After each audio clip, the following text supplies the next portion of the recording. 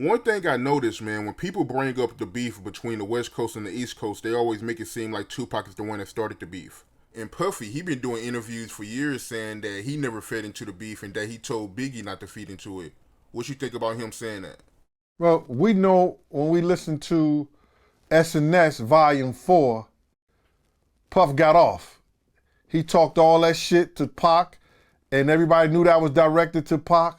So he can't say that Suge Knight and Pac them was responsible for the whole shit themselves, when in that whole CD,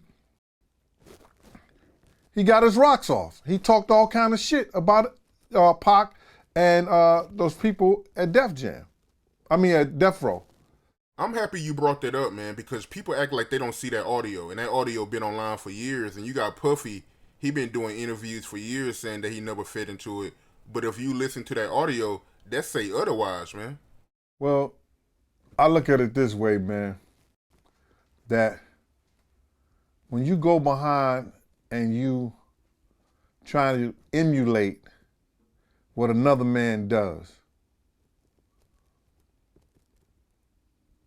it's some real funny shit behind that. You know what I'm saying? Pac come out with the gold and black Versace shirt first. Puff come back out with it like that. Every girl that Pac used to date, Puff then slayed them too. Came right behind them. You understand?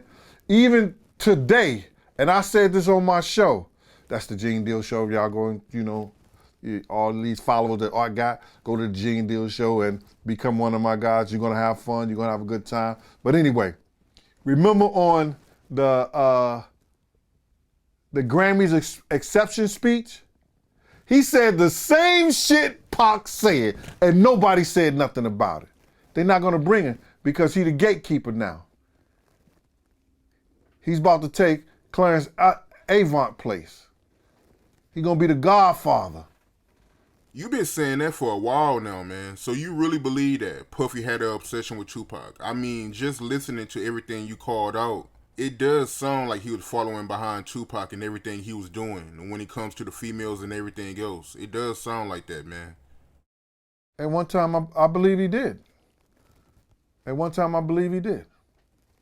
Go listen to that SNS Volume 4. It'll show you right there. But why do you think that is, though? Why do you think Puffy was so obsessed with what Tupac was doing?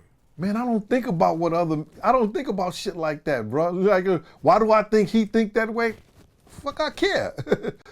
It's obvious, but listen, it's obvious when somebody's saying it and doing it. You hear me?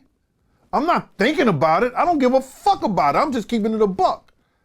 But it's obvious when you see it. Like when I knew Sarah used to fuck with and fuck with and then he not fucking, I'm like, damn, nigga, wasn't that your man, girl? And that wasn't that Pac girl?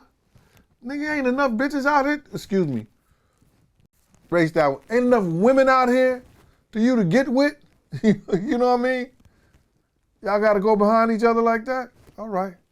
Trying to be an actor, you see the difference?